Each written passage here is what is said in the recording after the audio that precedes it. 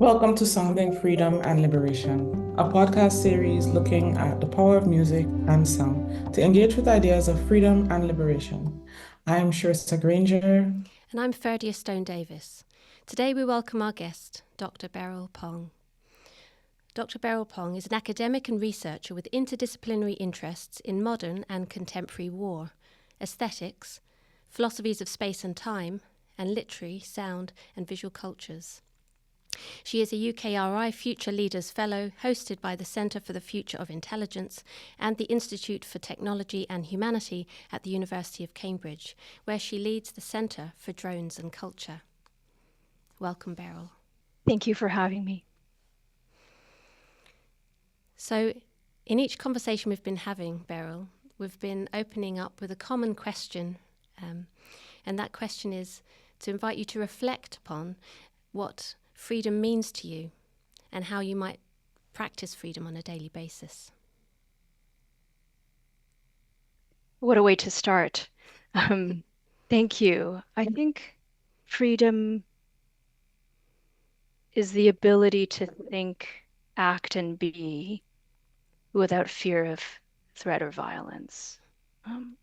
And I like what you say about how we practice freedom, since we often tend to think of freedom passively as something that is given to or taken from us.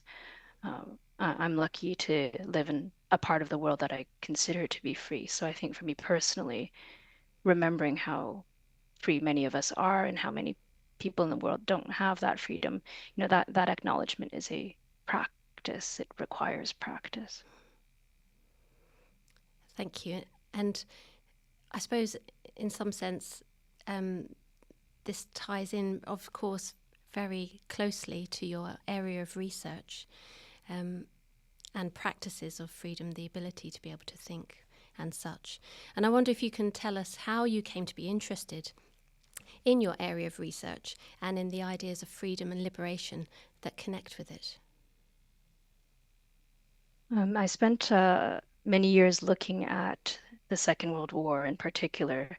I was studying cultural production on the home front, novels, films, visual art at that time, and I was interested in how these works tried to capture a feeling of being in wartime, in the midst of an event that was still unfolding. And I'm speaking to you now, just shortly after the 80th anniversary of VE Day. So there's a tendency to fall back into retrospective understandings of a historical event.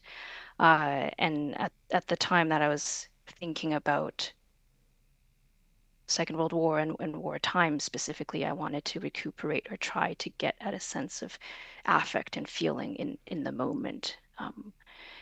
And while I was working on that project, I became quite fascinated with the aerial imagination of the time, with fears of aerial bombardment, yes, of course, but also with aerial photography and how the politics of atmospheres because of developments in radiation, all of that kind of crystallizing into what I see as an atmospheric politics today when it comes to technologies like drones. So that's kind of how my research interests spanned from the mid 20th century to the 21st, to the contemporary. And for me, I think that understanding of freedom as the ability to think and act and be, that was a part of the story of the home front and the Blitz and the stories of morale that we often tell others of that time. And it continues to be a thread in my interest in current drone wars, which is, do these new types of conflict, do we have a vocabulary for understanding their psychological, physiological, and very intimate harms? Or do we not, right? Do we only have a vocabulary that's in the language of international humanitarian law, which is mainly physical, mainly about distinction between civilians and combatants, and less so about the right to be free, the right think freely. Hope that answers some of your questions. Mm-hmm. So I suppose, in those terms, was the move to kind of drone warfare, was that quite an organic move for you as your interests developed? Yes, it was quite an organic move. And on the surface, it doesn't look organic because I've started to span different disciplines. It's not only just kind of epochs, time periods, geographies, but uh, my earlier projects were more ensconced in cultural studies, literature, in the humanities, more broadly. And with my drone work, a lot of my papers are coming out in politics and geography journals. I've been moving into sociology. I collaborate with computer scientists. And so even though the conceptual questions, if you know my work, there is a thread that links these projects and these different strands of thought. On the surface, just looking at how it fits within academic language, within fields, within how we think about research projects, they can look quite disparate. Um, I suppose from my experience, when someone does start to work or is working interdisciplinarily, it can often have that kind of appearance of being disparate. I think once you're in it and you do see the threads, you build the picture of how things are. How have you found working across these disciplines and with these different people? How has that felt for you, research-wise? I would love to hear your take on it because I found it very hard. I think it's very enriching, and there is actually a kind of freedom to interdisciplinary work because I don't need to be as preoccupied with the coordinates, and the values of particular disciplinary underpinnings. Um, I think a lot of the performance of academia involves showing your review and your literature and what the debates are. And whereas when you really give yourself to interdisciplinary work, you agree to be humble and to start from the outside for everybody. No one is really in control of the ship. No one really knows what the project will look like if it's a truly collaborative and interdisciplinary work. Everybody is changed because of it. So I find that quite freeing. I find it hard because we have to let go of a lot of habits that we've developed through academic training. And I think speaking without jargon, without assumptions about what a particular word means to one field and what that might translate to in another field, I think that's very hard. But I think that the bigger motivations behind it and the results that can come out of interdisciplinary work are well worth it. And the kind of creation of, or the reshaping of concepts as well, not just concepts, but fields of work. As you say, if it's truly collaborative and people do let their guard down in terms of their own. And then in terms of what about the reception? It's one thing kind of working with, having conversations with people in different disciplines, working together. How has this work then been received in different fields? Do you have a sense of that? Yes, the receptions are largely positive, I would say. I think people often receive the interdisciplinary work through the lens of their own field. So it's very interesting to me that, I would be interviewed or cited in something in, international relations, which I don't have official background training in, but just because of the nature of the work and the questions being asked and the approaches, it can become, my work can become part of a constellation of interlocutors for that project. And that's very rewarding to me. I think I think also getting read and noticed and engaged with other disciplines shows me what those disciplines value and what they also assume to be the norm.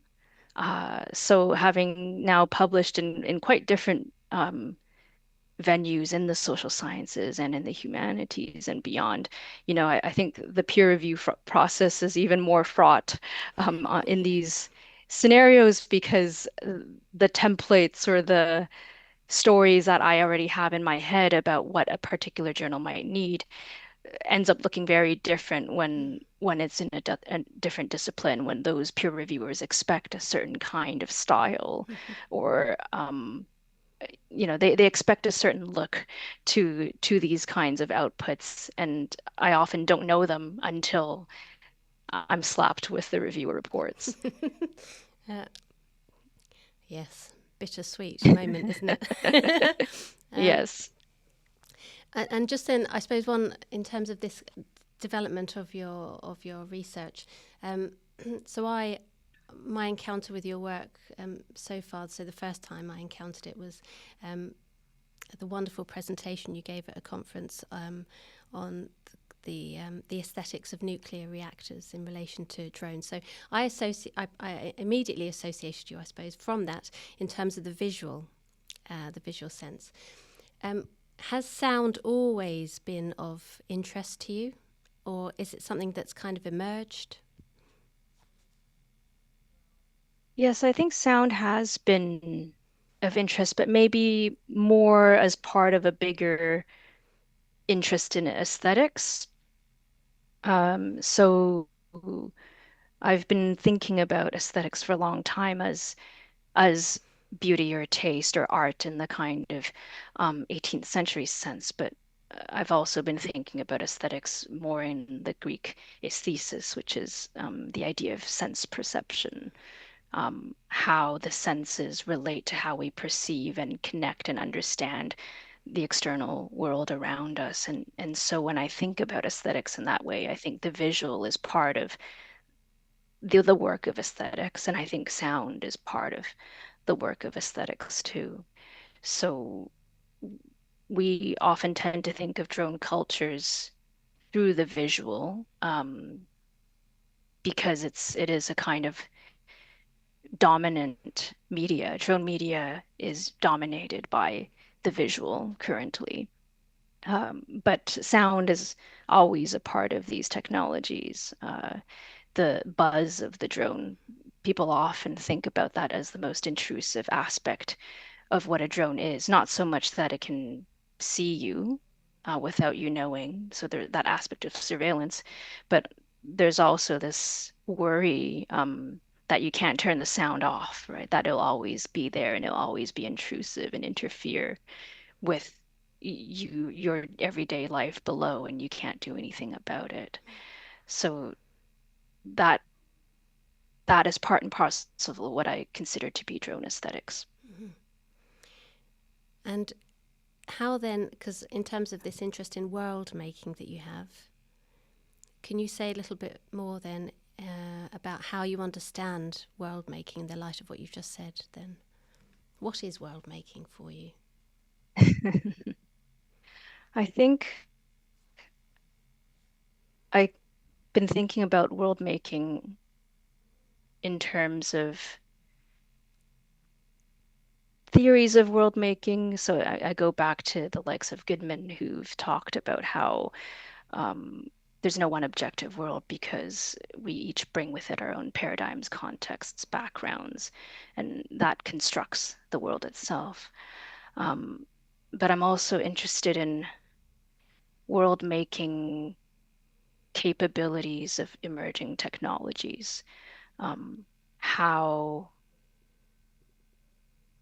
technologies like drones, but also AI, for instance, how they can create their own logic and their own languages, and their own cultures which isn't to say that the material world as such doesn't exist, but the social worlds, the worlds through which we connect and know each other and the places we live in, those can be shaped by new technologies that we're still trying to find a way through in terms of its ethics.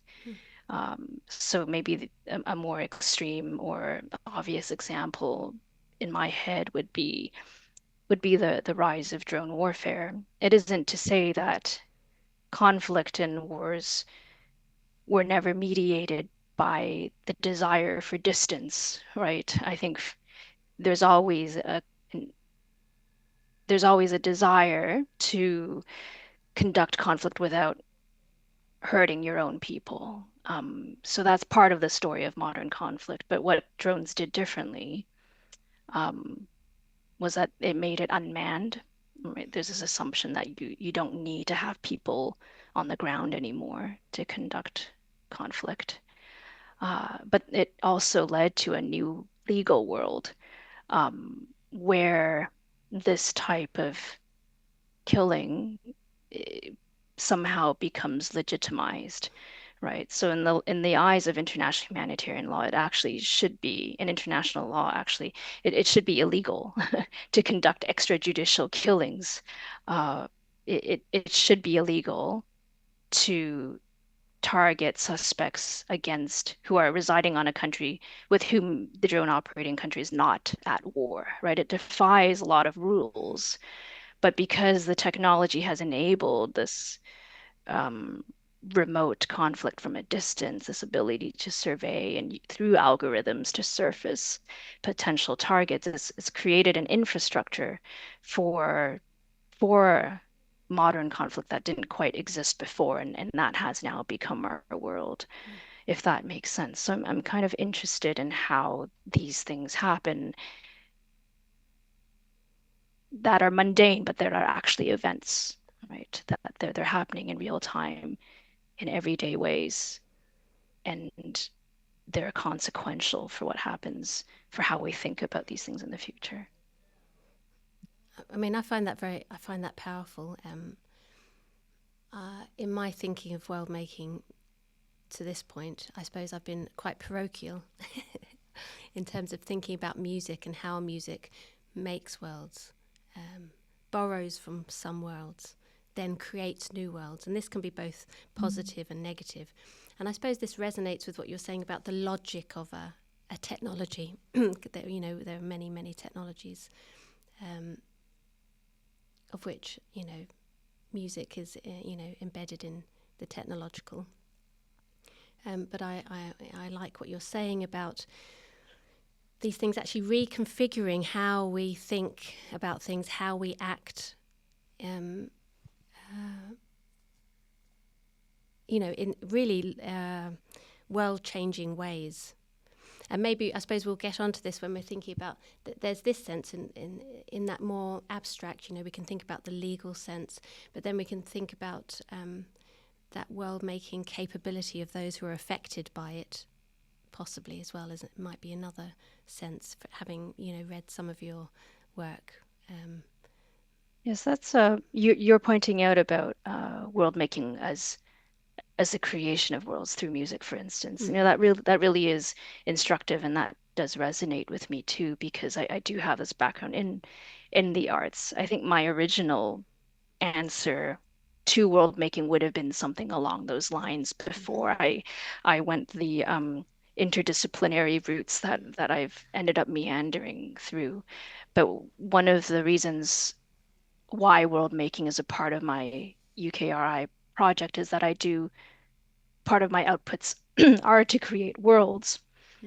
So I create immersive experiences or interactive timelines, and I try to create artifacts that take aspects of the so-called real world, but ask users, viewers to engage with it within its own logic and with it in its own paradigms, its own ways of being. And through that, I'm hoping to kind of get people to think more broadly about some of the politics in their lives outside. So it is about that reparative potential of world making, about this possibility to recreate or re-envision worlds. And to unveil things that maybe, like, for that interactive user, that participant in an installation, for example, to bring to light actually something they may never have thought about. Yes, Yeah. it's very much in the vein of what the theorist Jacques Rancière calls the politics of the sensible, in his idea of the politics of aesthetics. Aesthetics for him is political, because if aesthetics is how we sense and perceive the world, and aesthetics is what allows us to do that perceptive work, then making really self-consciously reflexive aesthetic works, creative works of art helps to, as you say, unveil or help people to put the finger on certain aspects that seem normalized, but that have a history or that have a partiality to it that we may not have thought otherwise.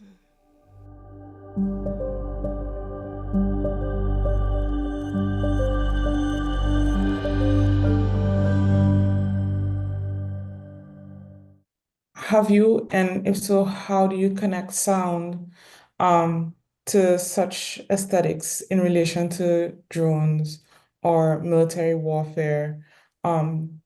Is sound inherently part of that for you, or is it a completely different area of attention and concern?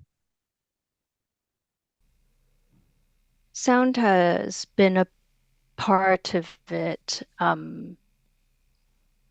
because of what some have called the bifurcation of the visual with the oral in drones. So if we kind of stick with military drones, because civilian or commercial drones are quite different. But for military drones, these are big machines that fly very high above the ground, so you can't see them if you're from the ground, but you can hear them, right? And then the flip side, is that drone pilots and drone operators who are very far away can see, seemingly kind of survey everything from the perspective of a drone, but they cannot hear. They lack the context that the oral would give on the ground, and they rely on radio intel and other things happening to give them that picture that's outside of what they would get just from the drone.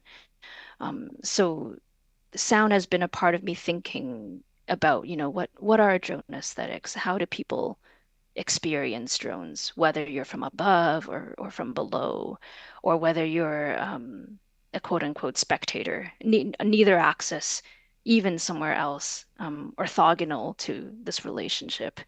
Uh, does sound play into it? And when I started thinking about drone aesthetics from the perspective of warfare, a lot of the interviews and testimonials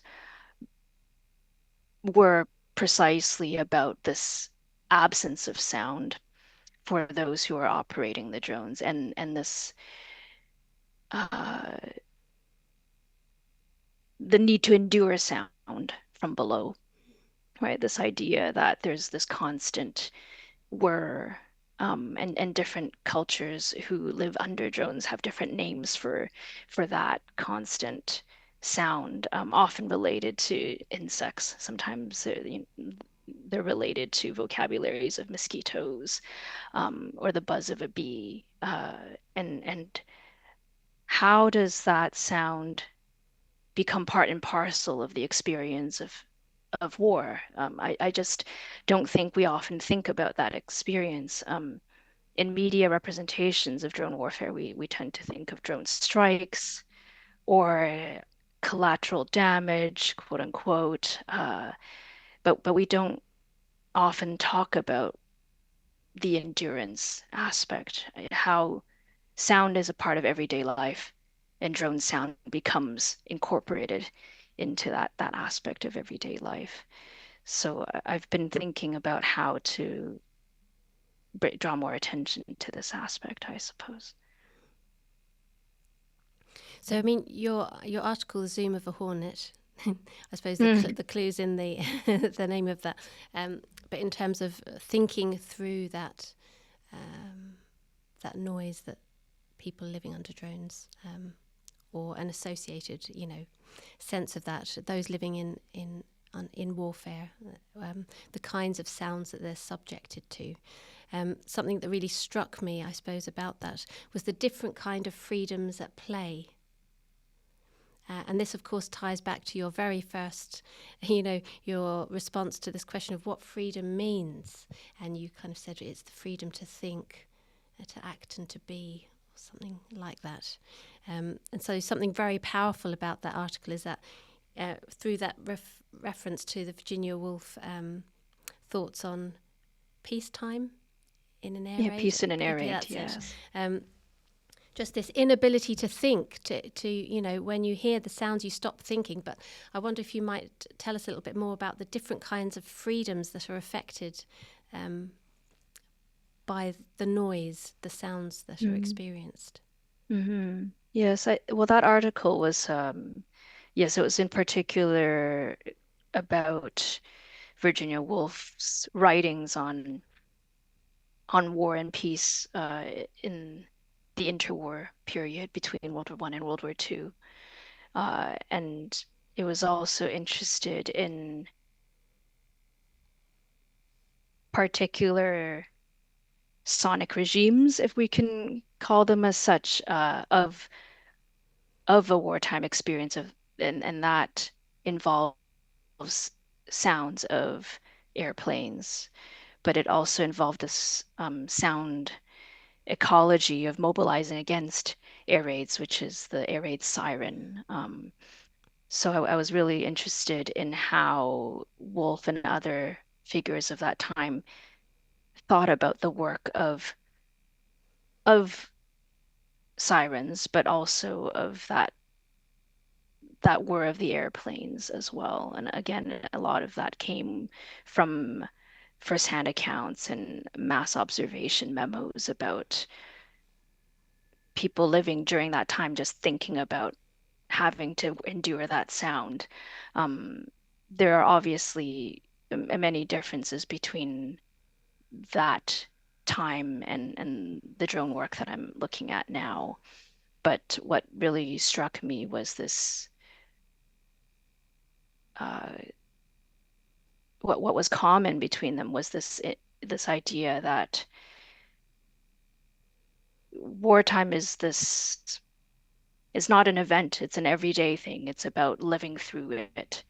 And sound is one legible way for us to see how people live with disruption, right? Maybe a certain sound leads someone to change their behaviors. Maybe part of negotiating with that sound is to just stay calm and to not panic and not be thrown into disarray by it, and the different reactions to responses to and negotiations with the sonic of that time. I think stage what I see as that desire for freedom, right? How to be free, think freely, and act freely when there are these regimes imposed upon you, when there is a war above you, when you do have a government telling you not to worry, put some earplugs in, try to stay calm through it. Where is the individual subject in this? And then it's almost like listening is not because thinking about listening as a freedom practice, in that instance, put your earplugs in, it's saying just don't listen. It's shutting Yes. down that. Yes, or listen to some things, listen to the siren so you can mobilize for the collective. But if it gets debilitating, and it was shown to be quite debilitating, many people were really upset by the sounds of sirens themselves. That was seen as something that you the individual needed to manage, right? You handle what you need to deal with your anxieties with that sound, but what you need to do is find a way to get over it, right? And yeah, and there were all kinds of fashionable earplugs too, that were bejeweled and that had, strange designs to just encourage people to think of it as something more manageable for themselves, right? Less scary perhaps than it was. And then there was also the push for people to listen to particular sounds or music as a part of the story of morale. So uh, people often talk about the pianist Myra Hess playing throughout bombings during the height of the Blitz as a moment of solidarity, bringing people together, but also as a moment of resilience, right? Showing that we can still engage in culture and pleasure and enjoy the arts and be, despite the bombing that's happening, we can have this moment, this musical moment together as a collective.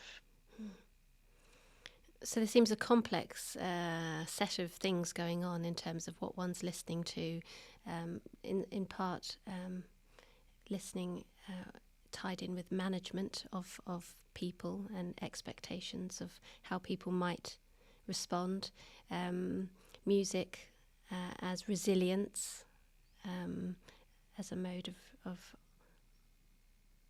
preserving oneself, and then also that complex interaction between the individual and the communal as well. I don't know if you've anything further to say about that kind of, I suppose, that relationship between me as that subject in the moment and the society then that's also listening along with me. Mm-hmm. In the article, I call it oral biopolitics, which sounds more complicated than what I mean. It's just a term for me to get at that these knotty questions about how sound feels and is an intimate thing. It is something that goes into your eardrum that you can physiologically feel, but sound is fundamentally something that's diffuse. It's aerial. That's sound waves travel and they do connect people. And there were many works of literature at that time that kind of think through specifically how sound is a way of connecting and drawing this periphery around a community. And so for me, oral biopolitics is this way of thinking about how the individual relates, but is not reducible to what the needs of a state or a collective might demand of you at the time. And also, I mean, I was fascinated by that conceptual kind of framing of oral biopolitics and wondered what work does it do, in our current times, especially when the connection that you're articulating is often also happening cross borders, cross continental, because of the way it is broadcasted, the way it is streamed.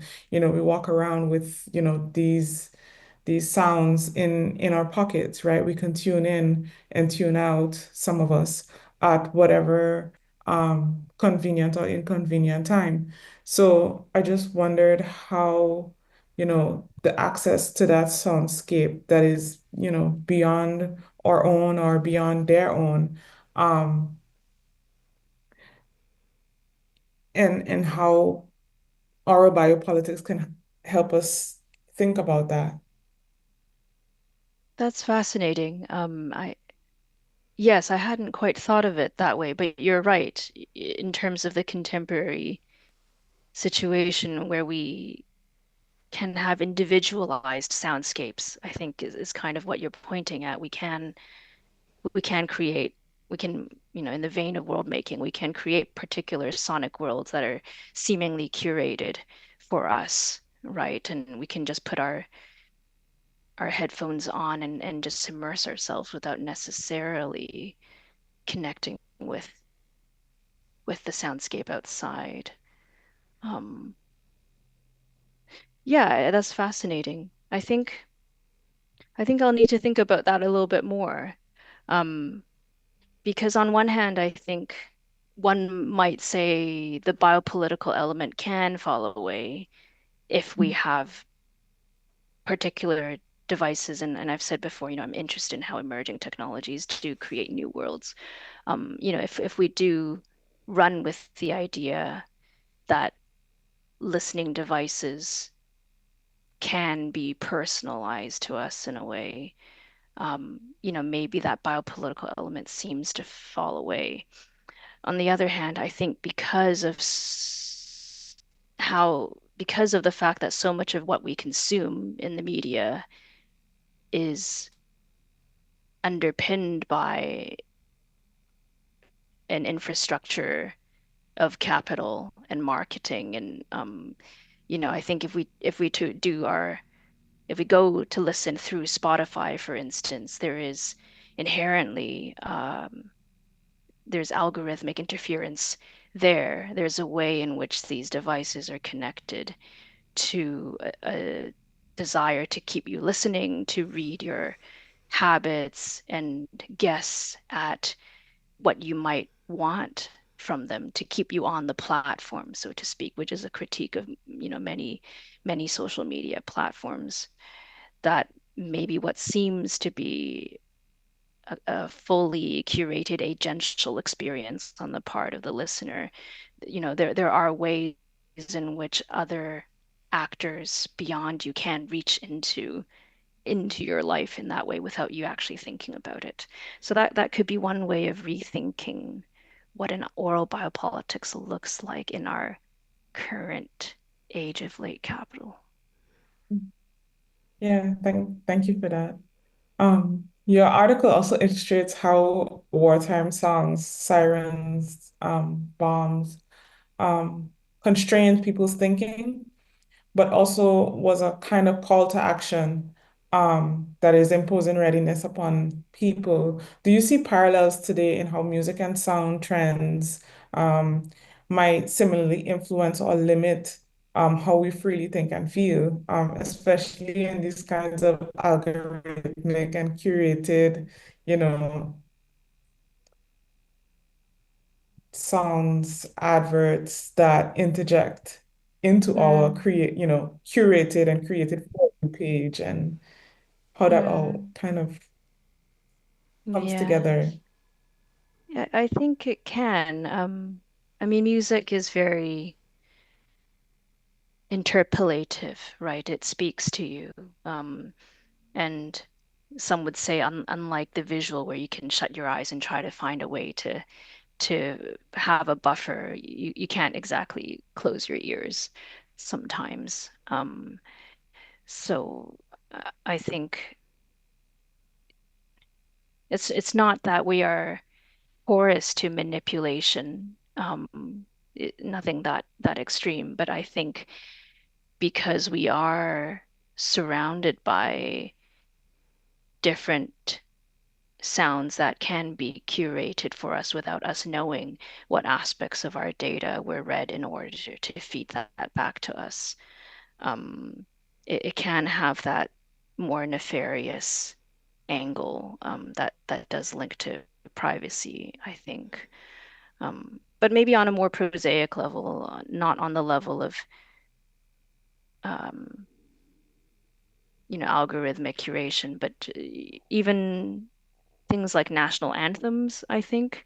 Um, you know, I I grew up in Canada, where at the time every school day began with the national anthem. And so before you're even really mature, or actually before you have much grasp of the language in which you're communicating, and you're already acclimatized to a certain song, to certain words that are associated with the place that you live in. And I hadn't thought about it at the time, but maybe that's the point, is why would you?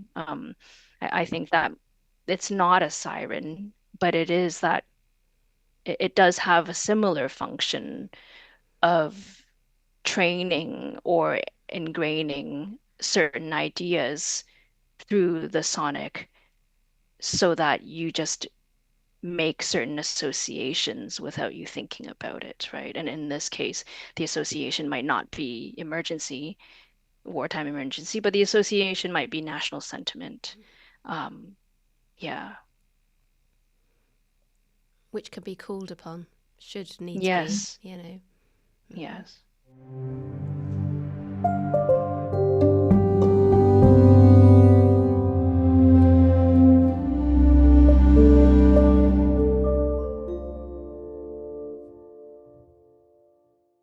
So thinking further, and I suppose thinking back to earlier in our conversation where we were speaking about world making and about the fact that you are involved in creating worlds and interactive participatory worlds. I wonder if you can tell us a little bit about the installation that you were involved in at the Imperial War Museum in London, Beware Blue Skies, which was part of a War and Mind exhibition there. Since I did go to it, and Oh, thank you. yeah, no, yeah, and I'm glad that I did, and I would have stayed longer if I could have as well, just to see, and maybe in terms of what we will talk about as well, because of this looping, I wanted. It would have been interesting for me to stay longer to see what it was like to be in that loop of the installation for longer. But I wonder whether you can tell us a little bit about how the installation came about, what sources you draw on, and maybe what you were trying to achieve or provoke in putting it together. Thank you. Beware Blue Skies was an immersive film installation that ran at the Imperial War Museum in London for about 5 months last year and the beginning of this year, end of 2024 to April 2025. And it was, as you say, called Beware Blue Skies, and it's an immersive experience that aimed to get at what it feels like to be living with drones. So in terms of the research, we looked at interviews and ethnographic data with drone victims and witnesses of drone violence. We also looked at more theoretical or conceptual uh, pieces of research from researchers thinking in the vein of politics, international relations, and human rights. And the installation is not a strict documentary. It was a conscious decision of me and my team. So I collaborated with the museum and with a group of academics um, at the Center for Drones and Culture and with a creative firm called Human Studio. We all worked together and we wanted to create an experience that wasn't strictly documentary because we wanted to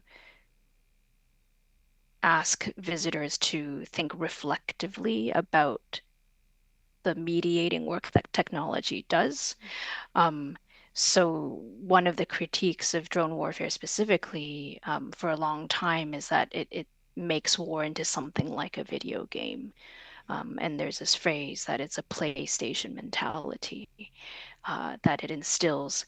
And I think that the phrase is actually much more complex than it is, than it seems to suggest. It's not just a video game, but that question of mediation, how you relate to lives on the other side of the world through an array of technologies, visual, but also data and algorithmic.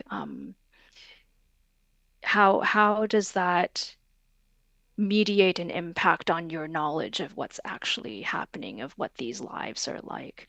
So we built this experience through Unreal Engine, which is a gaming engine used for making complex 3D environments, often used for XR, AR experiences. And we created this film that's about the viewer going through the clouds, possibly because they are imagine themselves as a drone, but possibly because they are victims on the ground, dreaming of a time when skies are safe.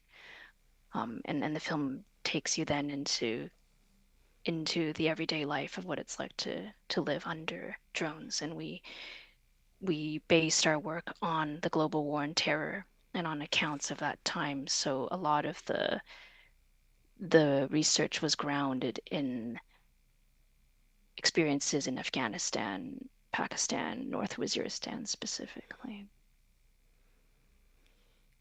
And I suppose important to mention there, so we have that visual, we have the in the sky, in the clouds.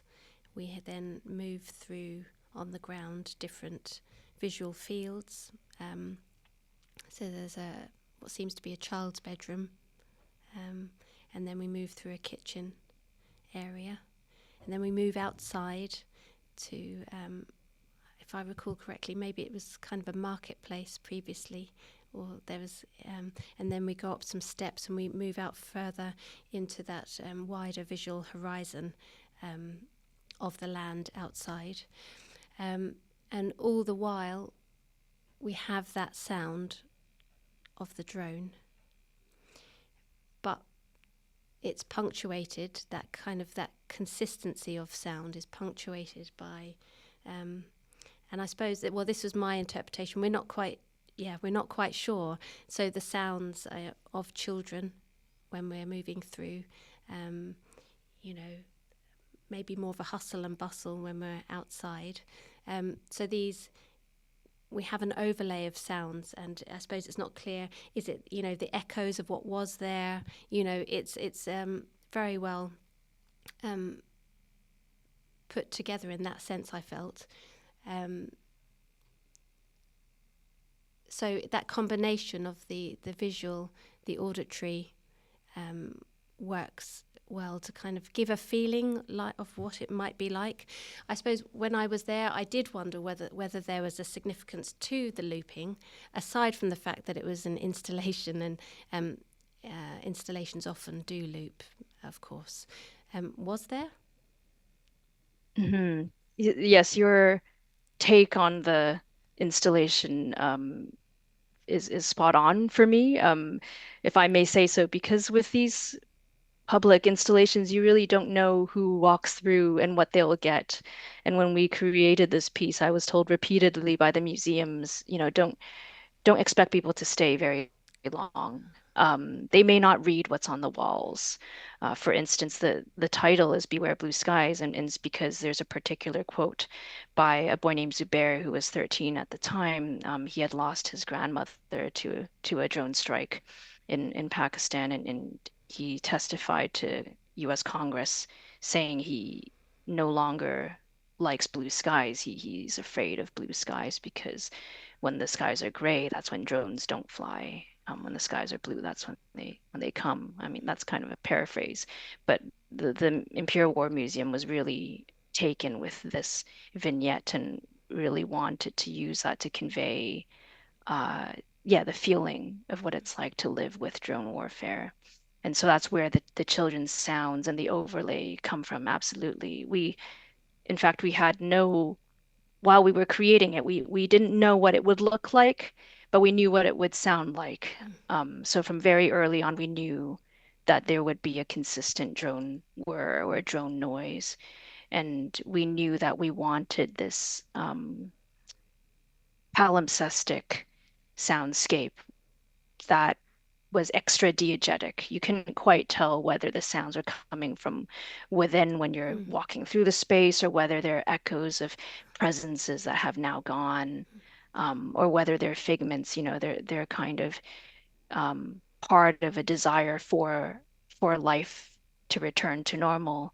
So when you move through the marketplace in the film installation, everything is still laid out. The fruit is still looking like it's ready to be sold, but there's no one there. It's completely depopulated, except you can hear the sounds of vendors and cars, and that juxtaposition of presence, absence, here, there, now then, we wanted visitors to sit with that ambivalence, which is a long way to get to your question about the loop, which is that because we wanted to focus or tell a story about life under drones, not what's it like to see a drone strike, but what it's like to be human, to have to endure and survive under these circumstances. We really wanted to emphasize duration and that aspect of time. So there is a drone strike in the installation about halfway through, and we took some of the images from an actual footage of an actual drone strike that took place in 2021 that killed an Afghan aid worker. But the feeling we wanted to convey was this indeterminate time, when you're in a war. This goes right back to my interest way back with the Second World War. When you're inside of a war, inside of a historical event, you don't think of it as such. You're just trying to live through it.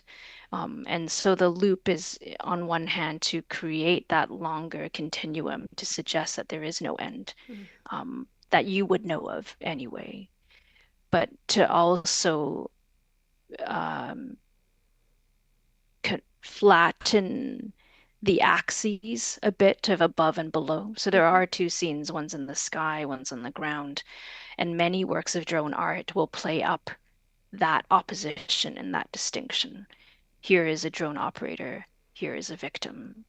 But what we wanted was to muddy these waters and say, actually, it doesn't really matter what your role is. What do you feel like when these technologies are a part of your lives, right? So if you might recall the installation, we don't do the vertical axis looking from up to below, nor from below to up, which you might expect of many drone artworks. We went horizontal, right? And that's part of the loop, is we had a horizontal perspective that was lateral. You are kind of like a drone that is just being propelled forward through the clouds and then through this home and through this drone wreckage. And that mirrors the loop of the drone sound and of the narrative, the story that we're telling, which is that it just keeps going, right? The visitor can step out, luckily, when they can't handle it anymore. But in real life, people cannot choose to step away, right? And this is what it looks like. This is what it feels like and sounds like to live with it.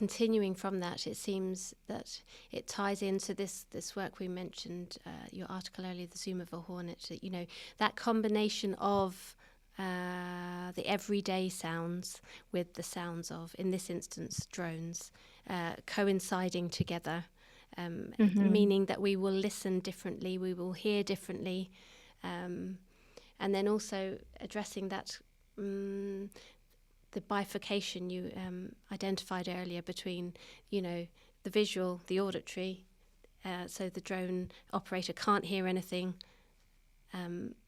but you have the two together also in the installation. So Yes, it's meant to be an ambivalent yeah, so piece. But yes, and we just, you know, the sound was such a big element of it because a lot of the interviewees um, who have offered testimonials talk about just how much that is a part of their lives, right? A lot of theoretical work on sound, you know, sonic warfare, really just think about sonic booms or explosions, but that's not what wartime sound is. Wartime sound is how you experience sound differently, how everyday sounds seem different or seem altered because of the circumstances that you now live in and live through. So a lot of these testimonials are precisely about, you know, I can't even sleep, right? Something as mundane as that. It's hard for me to sleep because there is this constant buzz and it makes me worried all the time and it makes me anxious. A lot of interviewees talk about a kind of they have a kind of jumpiness to unexpected sounds that they wouldn't have had before. It could be something quite simple, like a knock on the door, but because you're so primed to think about to read sound, you know, sounds could mean anything in those fraught circumstances that it has physiological effects. And so it was just really uh, you know, it was important for us to convey that aspect. And some of the visitors that we spoke to that had drone experiences or that came from Ukraine, a lot of them did come to this installation, and that was the first thing they talked about was always, where did you get that sound? And then we said, you know, we wanted to convey this, and we pulled it from a sound clip of a Predator drone specifically because that was the model often used in the global war on terror. And then they would say this is what it sounds like when I'm in Ukraine, or you know, in Gaza, this is what it sounds like. I think that connects nicely to your article, right? Also for the way that it argues that this narrow definition of wartime sound excludes the many kind of subtle ways that sound pervades conflict. And I think it's such a contribution to how we think about conflict, how we think about sound in relation to conflict. Um, so um, that invitation to not ignore kind of the everyday dimensions of, wartime listening. And I wonder how you work with that. And you've alluded to it a little bit already, through the concepts and literary analysis that your work employs, as well as the installation and how you know, you're speaking about the aesthetics that are involved in that composition. Um, how are you actually seeking to engage listeners who want to be more conscious of their listening and their listening practices? I think it would be great to be mindful in the sonic realms. So earful, if that's a term, earfulness. And, you know, because I am thinking about drone warfare at the moment, it brings to my mind, I don't know if you remember, but there was this viral video around January 2025 of a Palestinian music teacher who was teaching his class the octave and music, but using drone sounds as the point of instruction. So in this video that went around on social media, you can see him, this teacher, with his class sitting there waiting for the drone sound. And then he would ask them to sing to match tonally the sound of the drone, and then to wait until the pitch changes to another tone, and then he'd ask his students to match, to change their tone to match the drone sound. And I think, it was moving and it went viral, I think, for many reasons, because it is about how people endure. This was an instance of something that was earful, right? This freedom is something that can be given or taken from you, as I said before, but that's the kind of impression. But here you have these school children trying to find some agency back, right, by listening, mindful listening or earful listening, um, and trying to find a way to apprehend these sounds for themselves, to take back these intrusions and to make it into something that's part of their education, which they cannot have under these circumstances in any kind of, in the way that they ought to. Um, so again, these are extreme examples, but I think that is an example that many people would have seen as an instance of thinking about how listening and how being conscious of how we listen can link directly to questions related to freedom, agency, liberation. Creating possibilities where... Do you also, Sorry, Shrista, go on. Yeah. no, I wondered if you also saw this as a way to elude um default frameworks or even, colonial assumptions about what freedom is or what unfreedom is or what it should sound like or not sound like. Mm, yes, I think it can. I think there's often really important works of music or sound pieces that are activists, that make claims to world making against an anti-colonial vision, right? So I'm thinking in dialogue here with Adam Getchich's book on world making after empire. But I guess staying with the theme of the everyday, what does, thinking along the themes of an anthropology of sound, right? How do people, everyday people, work with sound, live with sound in situations of oppression?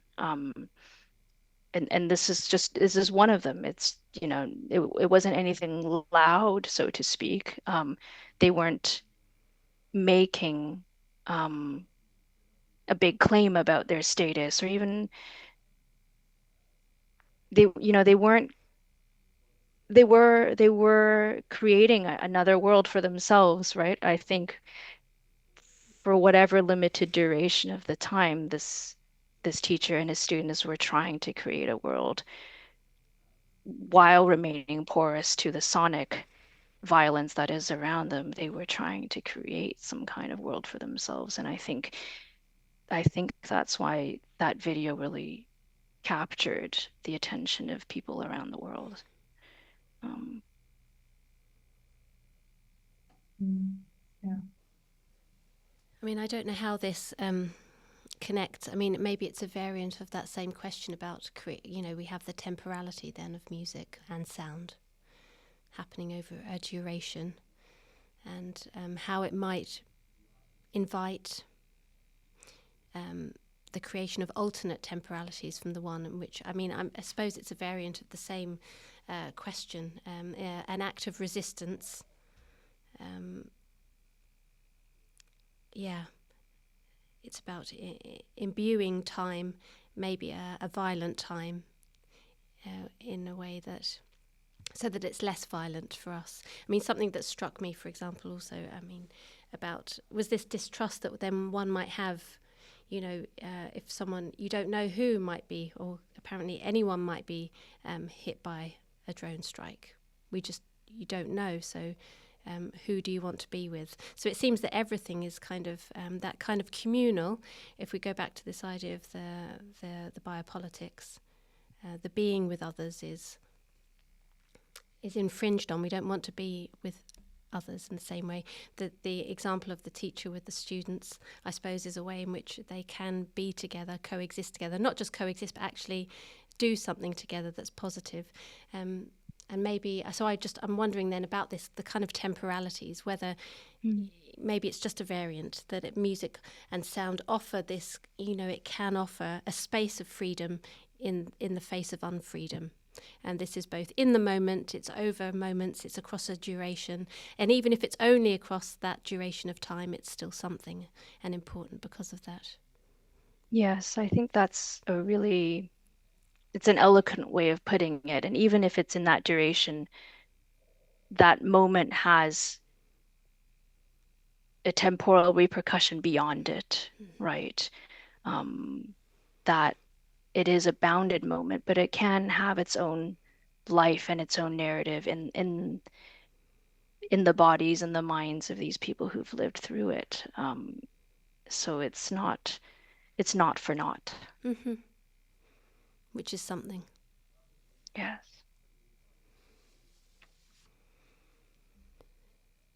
So this is kind of a challenging kind of final question in some sense, because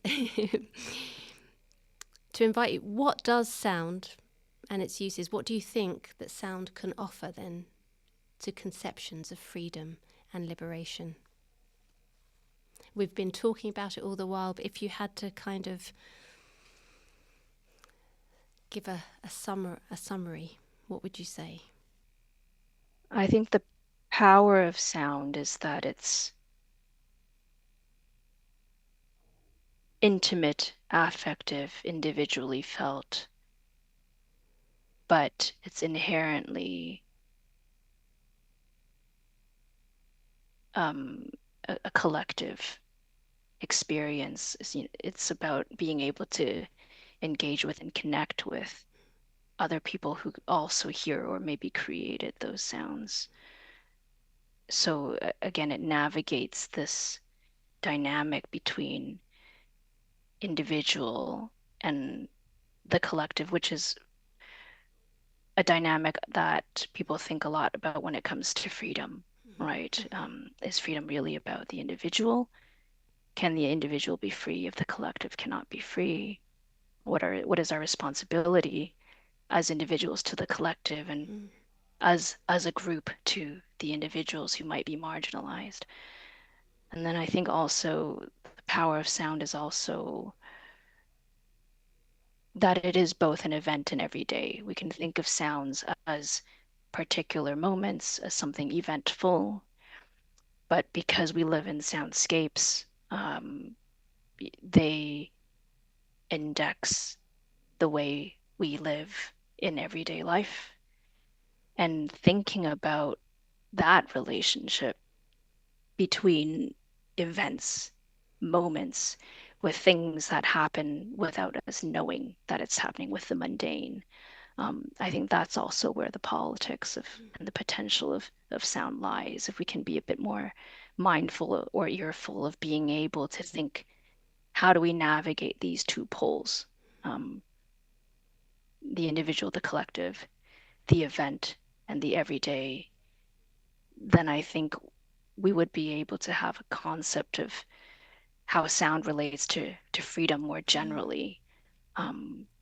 Yeah, for us and for the world in our current world of many poly crises.